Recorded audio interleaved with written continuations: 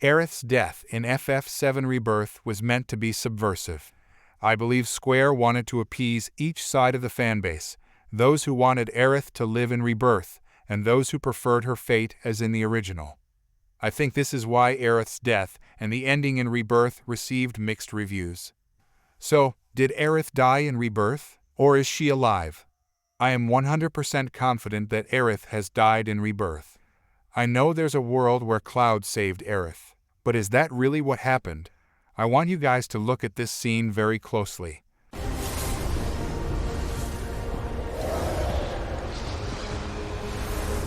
Aerith.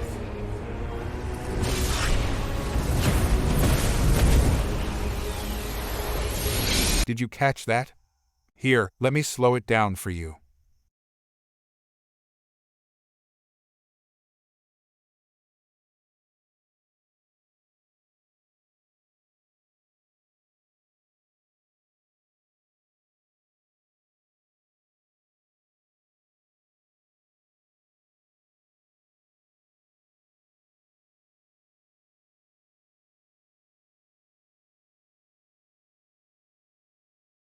It looks like 3 whispers have been summoned by Cloud when he called for Aerith. This is the moment where Sephiroth has completely took control of Cloud. Think about why Sephiroth would want Cloud to interfere. Sephiroth's master plan is to create infinite amount of alternative worlds. And remember, Sephiroth wants Cloud to help him defy destiny. Lend me your strength. Let us defy destiny together.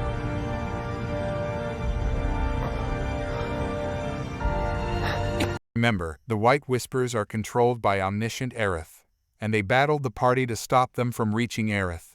And when you assess them, their description says this: it's not out of the realm of possibility that Sephiroth controlled Cloud and summoned the Whispers of his own. The moment when Sephiroth and the Whispers try to make Cloud delete Aerith, and in a split second Cloud regains control and change fate, was all a part of Sephiroth's plan.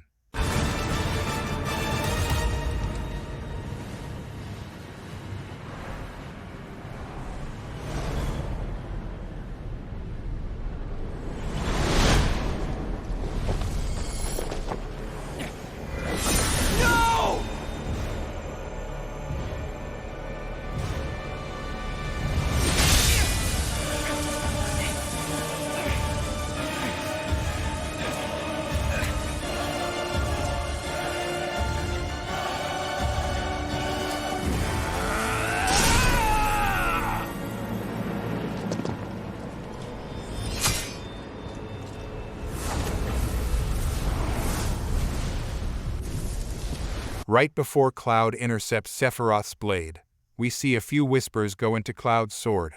I believe this is how Cloud is able to change fate. But how did Cloud get this ability?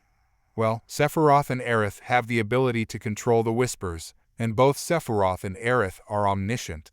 You're probably wondering, so Cloud isn't omniscient, so he shouldn't be able to control the whispers at all. True, Cloud isn't omniscient, but I think something else is going on here. Think about it. The only characters so far that have knowledge of these other worlds and have traveled through them are Aerith, Cloud, Sephiroth, and Zack. Now, if you haven't watched my video about Zack, check it out because I'm going to exclude him from now on. I think since Cloud has traveled into another world, I believe he has gained the ability to see behind the curtain. Cloud was traveling into the other world through his dreams twice before he and Aerith met up in her dream. But the real question is, how did Cloud gain this ability, and did Aerith or Sephiroth know about this? Well, there isn't enough evidence in Remake or Rebirth that points to where Cloud gained this ability. Now, did Aerith and Sephiroth know Cloud can cross over to other worlds? I believe they both knew and used Cloud like a pawn. Think about it. Aerith needs Cloud to transfer the white materia from the dream world back to the Rebirth world.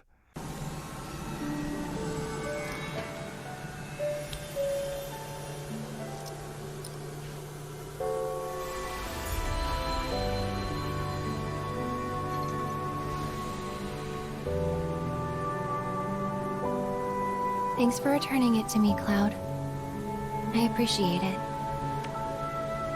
But now, it belongs with you.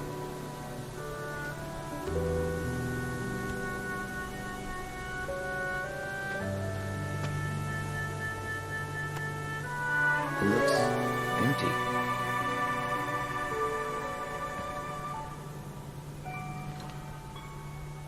Aerith? Aerith!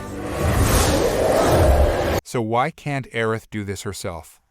Well, Aerith in the dream world and Aerith in the rebirth world are two different Aeriths. The only thing they have in common is when they have the white materia and become omniscient. Think about it.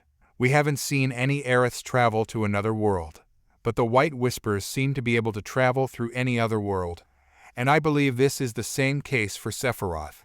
Remember, the omniscient Sephiroth we see is a bunch of whispers taking the form of Sephiroth. Sephiroth also needs Cloud to bring him the black materia, which I found to be quite odd. Sephiroth already knows where the black materia is due to the fact he knows what happens in the original FF7, so why doesn't he get it himself? Well, my theory is, even though the party defeated Fate in Remake, and supposedly their destiny was supposed to differ from the original Final Fantasy VII, it didn't. When you play FF7 Rebirth, the main story events happen beat by beat to the original. I think when the party defeated Fate, it just opened the door for alternative worlds, but at the same time did not change their world. Sephiroth alludes to this. Yet I shall remain. I, son of Jenova, will at last claim my birthright. My dominion shall reach into infinity.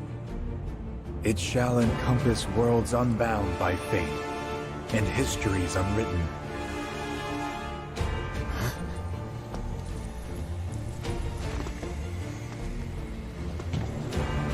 What do you mean? My fragmented mother, these errant worlds, all shall be one again, The reunion. all made whole forever. There's no such thing as forever. Ah, but there will be. No. You're wrong. This makes sense when you really think about it. Sephiroth wants to merge the worlds that aren't bound by fate. These worlds Sephiroth has control of his fate, hence can do whatever he wants. But yet he needs Cloud. So Cloud's ability isn't at full force yet, and I think Sephiroth knows this. Remember, Cloud has regained the black materia at the end of Rebirth. Cloud gave Sephiroth the black materia at the Temple of Ancients, and at the end of the game where Cloud and Aerith defeat Sephiroth in this weird realm, Sephiroth seems to give back the black materia to Cloud. Although we don't physically see Sephiroth give the black materia to Cloud, Sephiroth was the last one to possess it. Again, this goes back to my point earlier, though fate has been defeated, destiny cannot be changed.